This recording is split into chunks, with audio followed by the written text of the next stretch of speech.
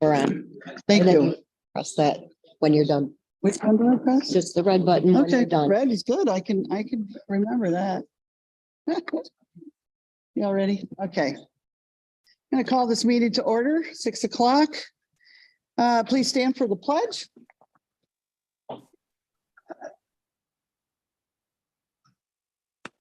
I pledge allegiance to the flag of the United States of America and to the republic for which it stands, one nation, under God, visible, liberty and justice for all. Right. Oh, Dan Campion, I see you on Zoom. Are you Hello, here? everyone. Hi, Dan. Bill Hopkins. Here. Mike Poulat was excused this evening. Dennis Faber. Here. Ted Kamek. Here. And Ronnie Gant. Here. All right. Open meeting compliance. This was posted on Friday. It has been met, yes. So we'll move right into the agenda. Discussion and possible action on the following items: ordinance interpretation, enforcement, grievance procedure. In light of everything, I thought that, the board thought that it was a good idea that we have some kind of procedure for the different grievances, interpretations of the state codes. And we need, that's not the committee yet, but okay. So is it the interpretation of the state codes, or is it the difference between how it's being applied and the interpretation of the state code So in other words, with what we have said it is, versus what the state may say it is versus what the merchant may feel it is as they read it, right? Because going through a lot of this stuff, it's not, you can't go to one place and get a single answer in any of this stuff, okay? But I do think to have a committee that listens to all parties, okay, tries to secure the party, wrong choice of words, but the authority as to who gives final interpretation, whether, and I'd like to hope it's at the state level, that can provide further guidance for us to move forward with the merchant.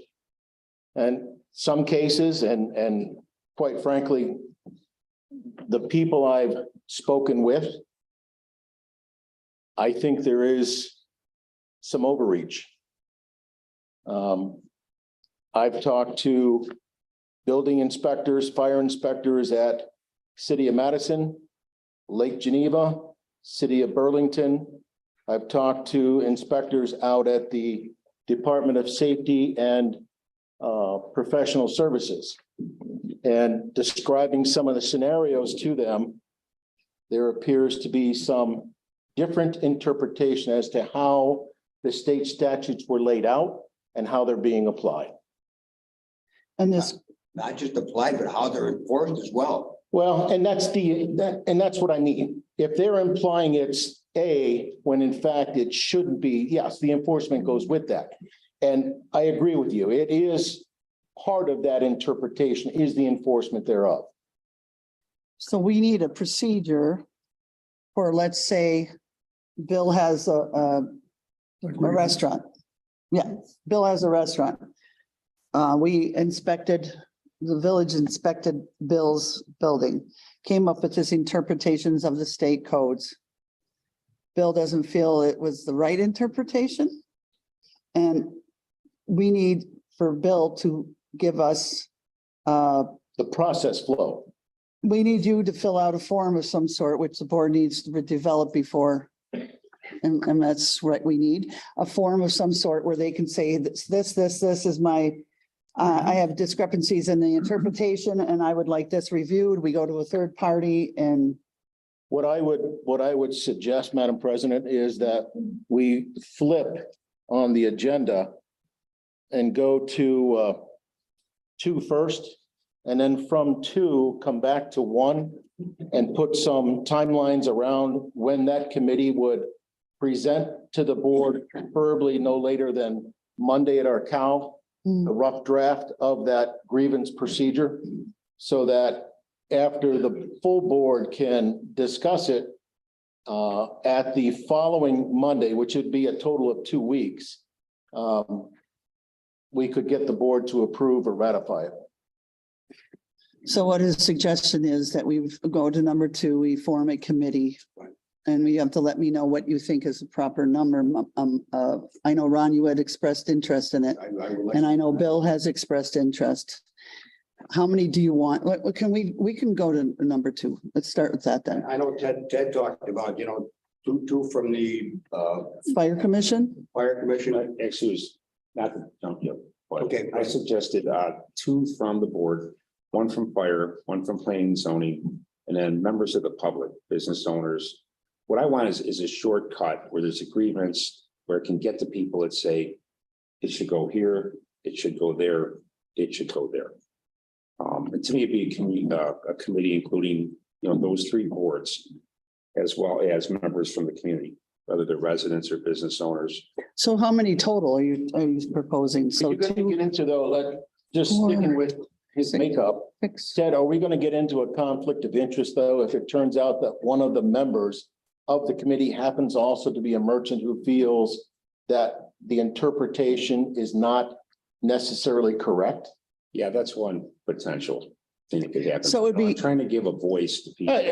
And I get that. Voice, kind of a fast track to people who. I think that's fine, but it would serve that somebody that isn't in conflict right now.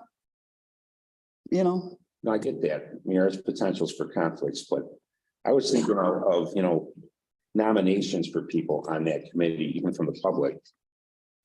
To people for us to consider to be on that committee who are members of the public or business owners, or residents or business owners.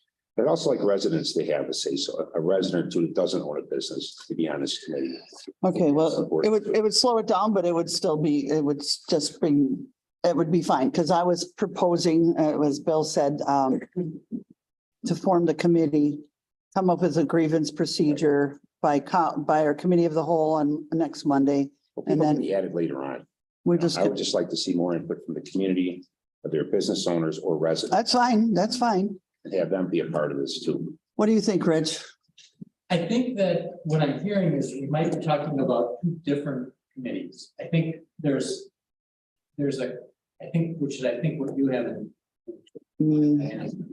And we have a committee, a small committee who's going to outline the process, procedure, makeup, all of those things of a different committee along the lines that Ted has outlined that will address these issues.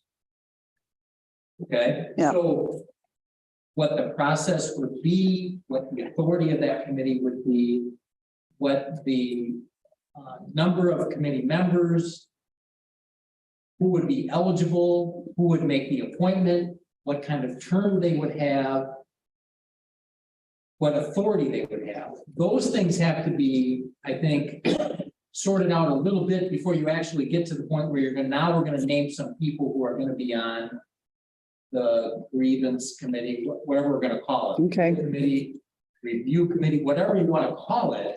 I think we've got to nail down some of those details first, then get to the point where now we have a body with some rules to follow, and then that body can address the concerns as they come in.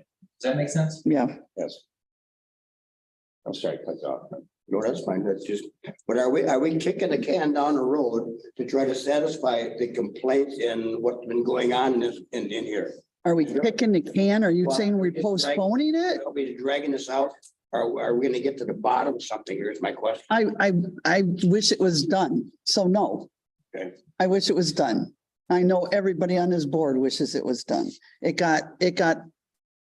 It went too far right now, and this is why we're hitting this. Can you get to the bottom of the whole picture? I want to get to the bottom of it, but I got to do it.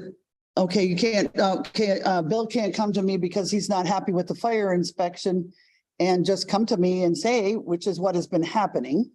We need a grievance procedure. we need a grievance committee.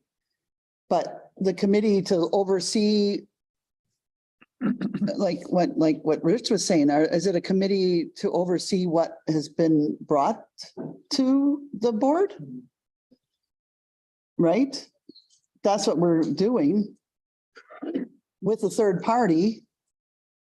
Or no?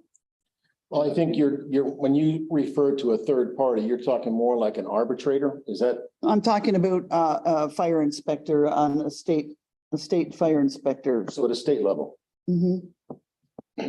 Okay, I'll be honest with you, Diane, everything I'm reading here, I don't know why we ever contracted out to a third party. We should have left everything at the state because they offer a one-stop shop. They do the plan reviews, they'll come out and do the inspection. And the cost, from what I've been told, is not much more, if not less than what we pay now, or the merchants pay now to take it to FSCI. And only to come back with, we can't approve nor deny the request or the. As I said last Monday, when you apply for commercial building permit, you have to have a state approved plan. Correct. and that's what our inspector is going on. Well, and there are 3 different levels. So you have structural HVAC plan reviews, fire suppression, fire alarm plan reviews. You also have commercial building structural HVAC, fire suppression, fire alarm inspections. And believe it or not, our building inspector is listed on every single one except for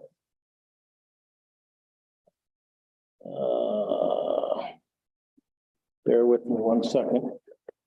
On every single one except for fire suppression, fire alarm plan review, delegated authority. Now, what's confusing to me, and no one could answer this question at the state level, is what is the difference between the term Wisconsin municipalities with fire suppression, fire alarm plan review, delegated authority, and Wisconsin municipalities with commercial building, structural, HVAC, fire suppression, and fire alarm inspection delegated authority. So 2 of the 3, we have the building inspector, not the fire department, but the building inspector listed. The 3rd one, it appears we go to FSCI for. All right. Well, let's get back on the schedule. Okay, we went to number 2, and I don't think the 2 is like Ted. I think create a committee to write. Create a committee. the grievance procedure is the start. To create the grievance procedure? To start it, yeah. Okay, the board, Got to get a draft so we can get it to the CAL. Make the CAL so we can discuss Okay. it more, fine tune it, get it to the board at the following meeting. and my position was that the board would create that. It doesn't matter to me. Doesn't matter to me, but the board would create this grievance procedure. And this grievance committee would in fact take all the interpretations from residents and business owners. And then that would go to the committee. I think we're saying the same thing though, because No, whether we have a smaller group that starts it, writes the draft, that gets the ball churning for the full board to discuss is better than the full board sitting up here and trying Okay. to write it from the scratch. That's fine. Forward. Okay, that's fine. But that was what my intention was with these different items on the agenda. Is to get this grievance procedure in place, number 1. I didn't know that you wanted to have a committee to do that. I don't think it's going to be that complicated. I don't think so either. The procedure, I mean, I'm telling you, Bill, you're going to come to me because your interpretation is not what you expect, what have you. You feel it's wrong. You're going to fill out a form and give it to the clerk. The clerk then and calls up the grievance committee once, and then they would review it. The biggest thing is we have to be able to distinguish between what's a grievance, which is an interpretation of the Right, not a complaint, versus a complaint, right. because the village has a complaint as well as the state against any fire inspection. So it's a grievance is what we need to start with. So how do you want to form the committee then? If you want residents and we we would, Bill's right. We gotta start with this. We actually gotta start with people who did the procedure in place, and that should be discussed among the committee to put in the procedure. okay, And with that procedure, we can identify how many people make up the board. And then to what Ted said earlier, when we talk about this at the cow, if we want to add numbers, subtract numbers, add different positions. you if you will. agree with that? Dan, you agree with that? Oh, sorry, I had to unmute. Yeah, I think it's correct. We need to get this process done first before we start picking and choosing who's on the committee and what titles should be there. So yes, I agree. And that wasn't the exact question. You're saying, are you saying that we should come up with a committee before we move forward to get the grievance procedure? The committee to put together the grievance. Okay. Like Bill said, it's outlined. The grievance committee wants, it's going to put the grievance procedure. There's going to be a group that's going Okay. to put the grievance. All right, so the board, you wanted, Ronnie and Bill wanted to. Did anybody else? Well, if we, how many we're gonna have? We How many shouldn't, people should we have on it? If you have more than four, you're going to have a. No, but I mean, as far, I'd like to see two for the board, two from the fire commission. Or one, it doesn't, two from the fire commission. I would go with one right now because again, it's creating the process. Okay, all right. Rich? yes, Again, depending on what role you want the person from the fire commission to serve.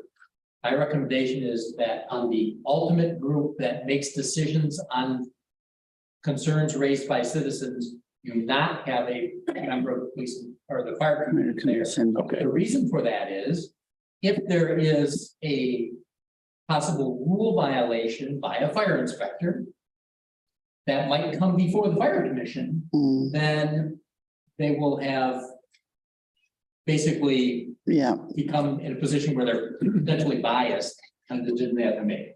It's not really within the purview of the fire commission. I would suggest that you want to avoid having a fire commission member serve on there. But they can partake in writing the process flow. Correct. Okay. But then it's gonna be the same deal with planning and zoning with a building inspector, right? what do you mean? Well, no, because the fire commission authority is unique in that it has some disciplinary responsibilities. The plan commission does not. So to me, it makes more sense to have a plan commission member than it does to have a fire commission member on the body that's ultimately going to make a decision when there's some kind of complaint or grievance or interpretation request submitted. Okay, that makes sense.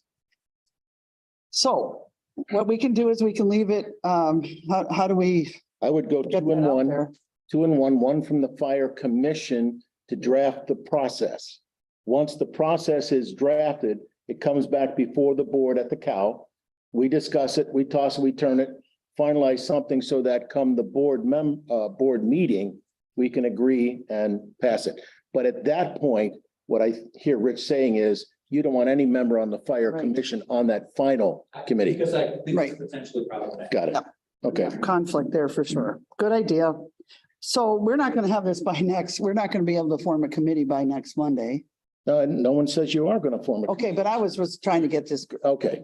but being that you want the grievance committee to do the procedure, then it's gonna take a little more time. And I'm not delaying it, Ron. No, No, you're talking 2 weeks. We're getting somewhere, I think. Yeah, yes, but you're talking 2 weeks, I know. then you can appoint the committee.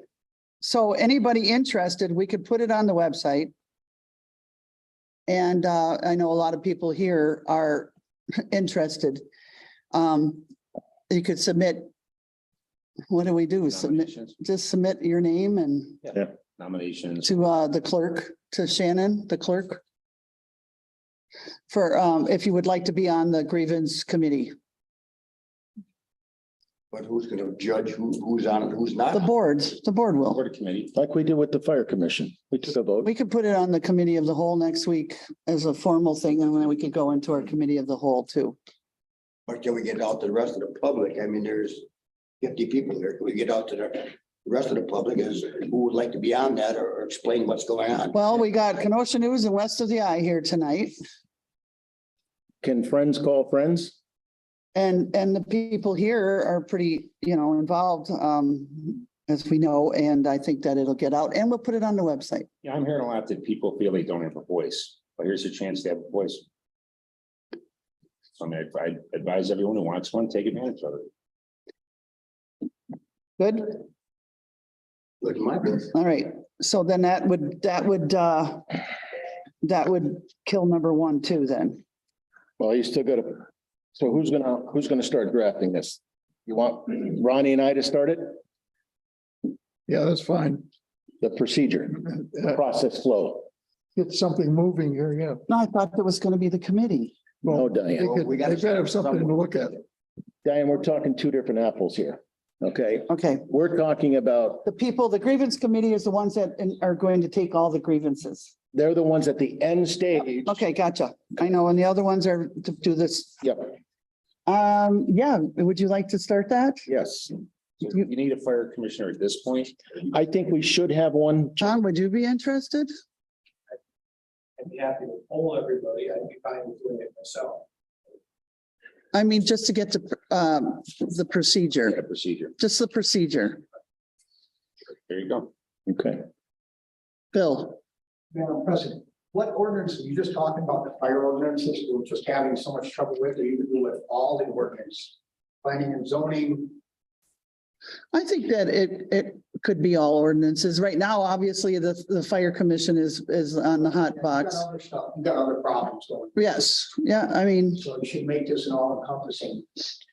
Instead of we going to lawyers, to lawyers, to lawyers, spending a lot of money on villages Yeah. and the persons. Let's give it a step up. If you can't come to agreement, then let the lawyers at it. so, I think this would be an open grievance for anything.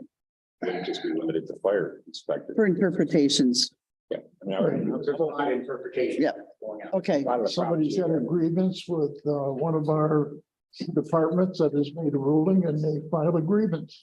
right, Could be fire, could be building, good. Could be anything. could be cutting grass. Okay, Rich, Dollars, lawyers. and us too, Bill. All of us, the village. That's why I was saying, I Rich. see this as being part of any grievance, but you know, whether it's fire, planning commission, PNC, whatever. It's be a way to get a grievance, a channel to get a grievance. And again, people want their voices heard. That's what I'm hearing. This is a way to do it. Rich, We're very early stages of this discussion, but remember that you have in the village ordinances already a grievance procedure. So the question that the group that's going to put together this procedure, one of the things that they have to address in their proposal is the scope of the authority of this group that they're putting together, right? And so is that going to be limited to fire code interpretations or other things, which is fine, whatever you decide to do. The point is that if it's going to be effectively a grievance procedure, that's in your ordinances already. If it's a mechanism to get clarification on interpretation of codes, and I think primarily state codes, then that's a different focus. And I'm not saying that's right or wrong, but that's something when you put together this process, you need to keep in mind. Yeah. Could this be like a filter, decide what happens next? You follow me? I mean, if we already have an ordinance, that's fine, you want to get ordinance. Well, this committee eventually, when it's complete, with 8 members from the public, and it's a place to go where you can say, this is this type of problem, this is that type of problem, and where that should go for resolution. I don't have any problems with that at all. My point is, let's make sure that we're all on the same page of what we want this group to do. Because there are already procedures in place that might address other things, that's all. okay, Got it. but we need to look at it. Yep. Okay. Okay. So then we already know number 2, then one, ordinance interpretation, enforcement grievance procedure. And you and Ron are going to start that, come up with something for Cal. And in the meantime, we're going to see, Tom, you haven't really volunteered, Tom, but. Yeah. And maybe a little persuasion there. And then two or so members, and we might come up with more from the But you're public. getting ahead now. No, that's the other one. That's the other one. So it's just the two of you for this procedure. The three of us, the three. Three of us. Okay, got it. Three of us. Gotcha. For the, guys, I'm sorry. The procedure, then the grievance committee will form after. Yes. Done. Any other questions? And you got that, Eileen? Okay. We're good on those two. I really have it. I'm glad. I'm glad. All right, so the other thing that we were talking about is number 3, engagement of professional services on a needed basis. And you said you had somebody? Well, in all the discussions, it really came back to, I don't know at what point we delegated the authority out to FSCI, what year? Because I don't ever remember hearing this under Chief Slover when he was here. But my whole point to this is talking with DSPS, and that's the Department of Safety and Professional Services, which is where the state fire marshal points to for fire inspections. They do a one-stop shop. They do plan reviews. They will also come out and do the inspection against those same plans that they've already approved. All right, so it's no longer looking to someone out of state that says they can neither approve nor deny the request for a letter of compliance or whatever that thing was. Rich? Remember that we've got the fire inspector has a couple different sets of duties. Mm-hmm. One of which is when there's something new, like a new building construction. Yep. And then you have, if you have a fire suppression system, and you have all those plans and you have to do that, and someone has to review that and approve and inspect. Yep, and that's what they do. Right, but the other set of duties that the fire inspector has is every commercial building is supposed to be inspected at least 2 times a year. By the inspector. Correct, and that's not, there won't be a set of plans there to No. review. There won't be any, necessarily new work done. It's the question of, do existing conditions comply with the applicable codes? But that's I where don't know if the state will do that, or if that's always the local fire inspector. they do the hoods. They will do the hoods, okay, on a semi-annual basis. The fire inspections you're talking about, I agree with, that's the local fire department. But that's where the grievance committee would come in, because if there's a different interpretation by the fire department and what was already previously inspected Or previously approved. or previously approved, And yeah. I'm saying, if you come in for a building permit for a new building, okay, you have to have a set of state approved plans for the village to even look at. And I think that's where part of the, and I agree with you, Ron, and I think that's where part of the issue is, because it's my understanding that in some of these situations, the state will issue a nice, neat form letter, which contains wording, something to the effect of, but this is not confirmation that this complies with applicable fire codes, which is very frustrating to all of us, because what's the point of the state's review? You see what I'm saying? Yeah. The concern is that that doesn't answer the questions. If the state will do the appropriate review and inspection and answer the questions so that all of us can rely on that, I think everybody's happy. I think that the residents, the business owners are happy. I think the village staff is happy if we get to that point. I'm just not sure we can get that from the state. Or if we can, maybe we need to ask a different question. But if, Right now, it doesn't seem like we're getting it. but if they approve the plans and they come in and do the first inspection, are we not getting that if they say we're good to go? I would think so, except that's not what their letter says. That's what's so Okay. frustrating. Because I agree with you, Bill, that, to me, that's logical. They review the plans, they approve them. They inspect the work that's done and say it's in conformance with the plans. To me, I think it's pretty obvious, then that meets the fire code.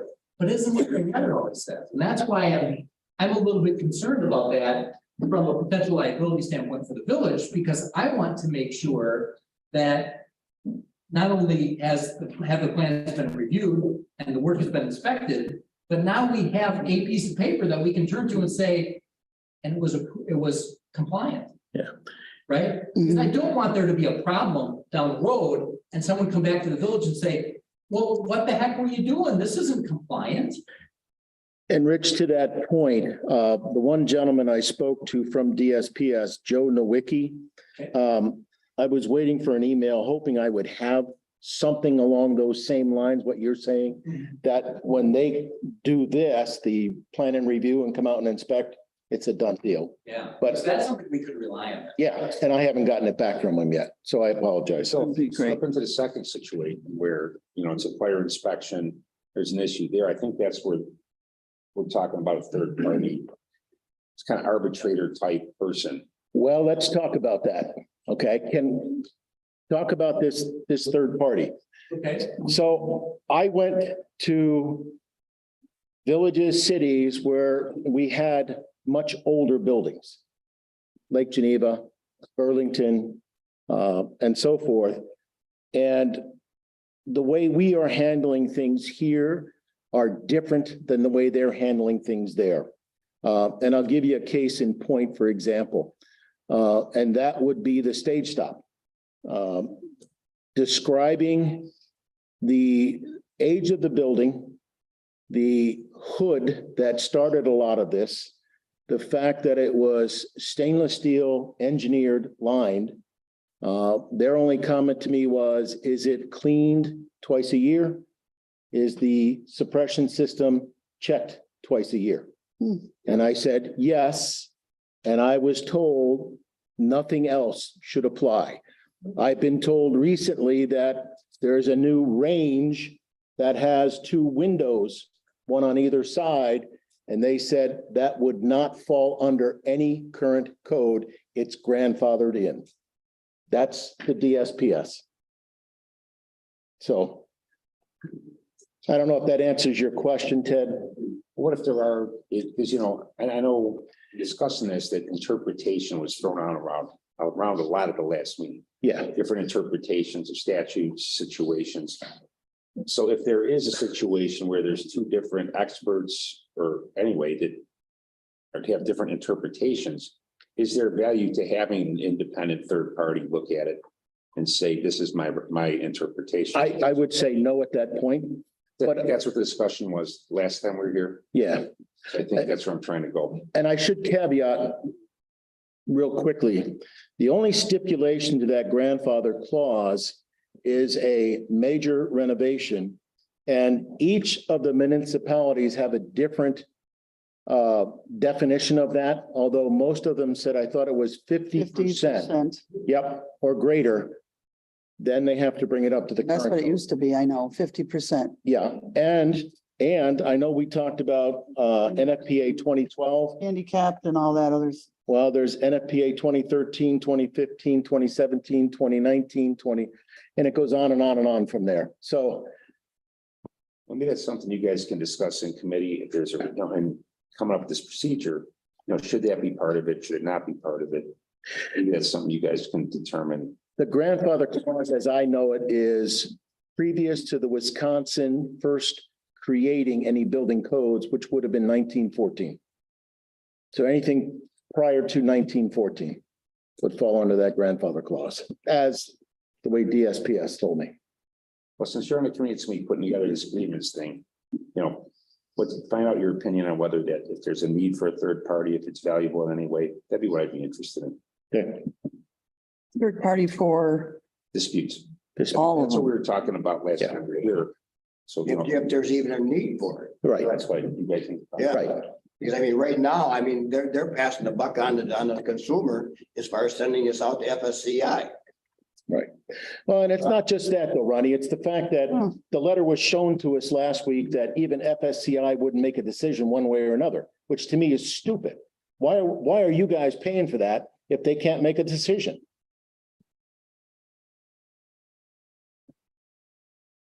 And that's what Rich was alluding to earlier also about, well, if you, you know, it's always, you're gonna get a difference of interpretations if you, It's how you read it compared to how I read it, right? Right. Right.